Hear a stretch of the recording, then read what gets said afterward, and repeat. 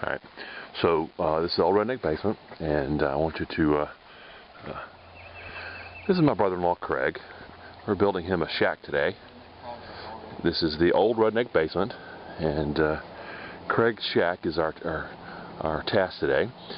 The key is, design it as lightly as possible and as cheaply as possible, because it's a shack. Because we're cheap. And we're cheap, and that's part of the Old Redneck Basement. Is it redneck way? Do it cheap, but do it in such a way that you end up with something that's will last a little bit longer than a month, and longer than a few years. Probably call it home too. And something that will, maybe we add a little bit of style to it at some point, but I'm not sure how. Columns maybe. Some columns, right? But it's gonna be a fun project. The thing here, we got pressure treated 2x10s. Just put them on some concrete blocks. And things not going to weigh enough to justify any sort of real foundation. I'm just going to throw up some walls and whatnot. Nothing real big here. We'll talk more about the design philosophy, because this is just basic framing. But Craig's got a nice modular sort of construction here. Everything's 4-foot modules, and we're going to put some roofing on it, put some roll roofing on it, which will be the cheaper aspect of this. But we got a truckload full of tools and other things, and so these are some basic stuff. If you're going to do anything big, you got to have a compressor and all that. But obviously, you could hand frame this if you were doing something smaller, or you're more of a man than me. But I think that's the sort of gist of what we're trying to get at, is that maybe you can even rent a compressor for a weekend build like this. And we're going to try to make sure we show you the whole thing sort of going up. But basically these joists laid out at 2-foot centers, and the decking on top of that, and we're going to just start putting up some walls.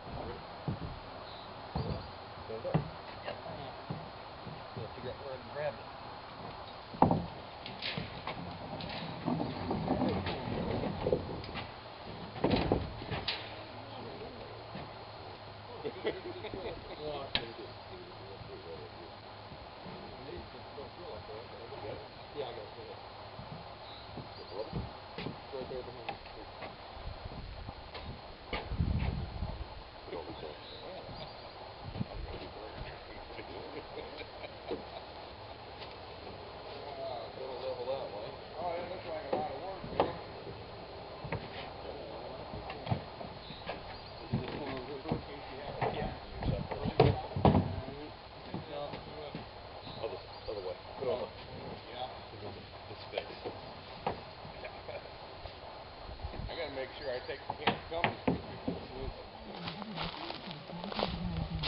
Screw up number 1. Put the top plate we had cut for this wall and put it laying sort of diagonally across the space, and we proceeded to use it as a stud. Now, we were dumb enough to, when we laid it out, that we didn't really notice that, well, Craig caught the fact that it was 4.5 inches too long, or 3.5 inches too long. And neither one of us said, oh, that's the same length as the top plate. So we proceeded to cut it off into stud length.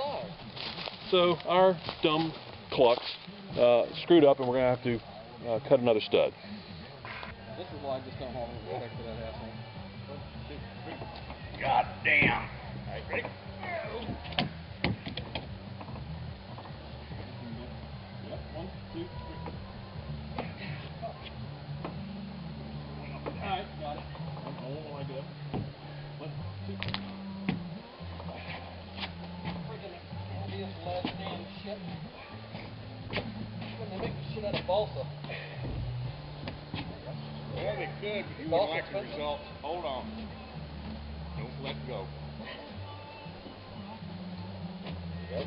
I don't know how they do it on giant walls 40, 50 feet long. Well, they'll see it. Right. Okay, you got it for a second? Yeah. Move in the middle.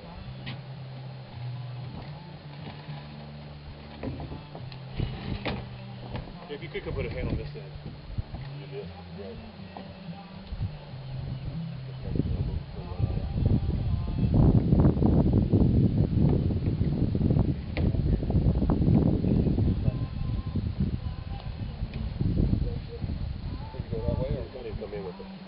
That way a little bit? No, I come back.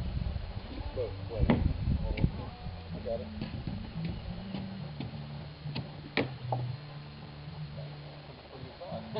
No shit. Definitely have the Mac daddy shack out here, I think. Put off. Not gonna do that. Yeah, I think.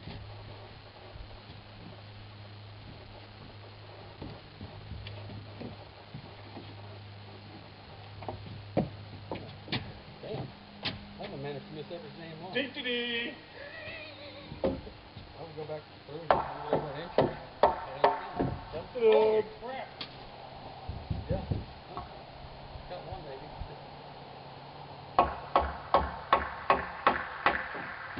That's bad shooting. That is pretty bad shooting. Well, you already killed a deer.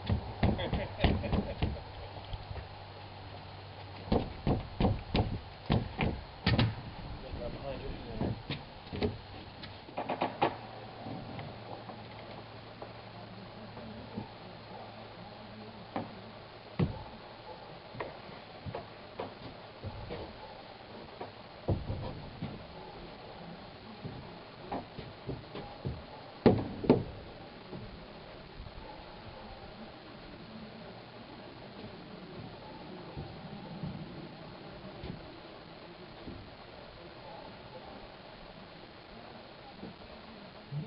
I wrote this song living in Nags Head, North Carolina. And in Nags Head, in Dare County, North Carolina, when you lose your license, like the DUI or DWI, you can still ride a moped. I think it should be mandatory. It should be a form of public humiliation punishment. You know what I'm saying? Then when you see a 50-year-old guy going down the shoulder of the road on a moped looking like a circus bear on a bicycle, you're not doing it.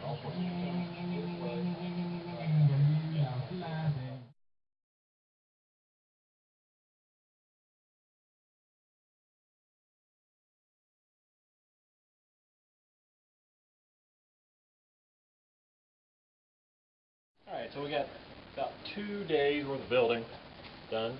Nothing real special here. Fun little cabin. We got blue tarp on to keep it dry because it's going to be about at least a month before we get back. We got some brackets built. Those are kind of fun. But I think that the great thing is that my brother-in-law is over there jackassing around with his trailer now.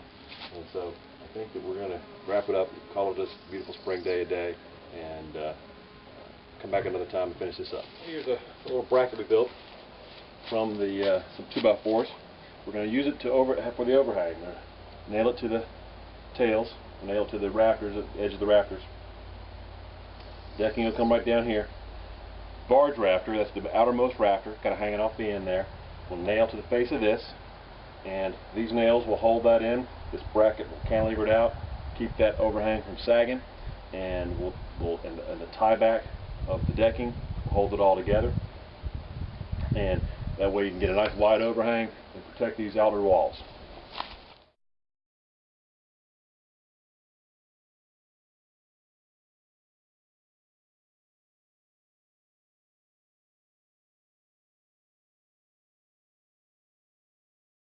I'll give you a grand tour of the tar shack. Here's the outside. Let's see, can we zoom in, zoom out? Doesn't make any difference, I guess. Here we are. Very manly look. Look at that. Okay, look at this. Look what Santa Claus brought and left in here. Okay, as you can see, it's cleaned up nicely. The shelf looks great. There's TV going. Let's see. Here's the mirror installed. The kitchenette, I guess you'd call it. Full-size fridge. Microwave. Wow, bathroom. I guess we can turn on the lights in here and make a difference. Okay. Idea of that. Okay, coming back out. There's that. Grill. As you can see, I started to put in some ceiling, drop ceiling. That seems to help quite a bit in the winter. Probably won't hurt any in the summertime either. Hang the coats back to the stereo and so on and so on. And there's the corner, some maps of the area. There's a double bunk bed. And that's about it.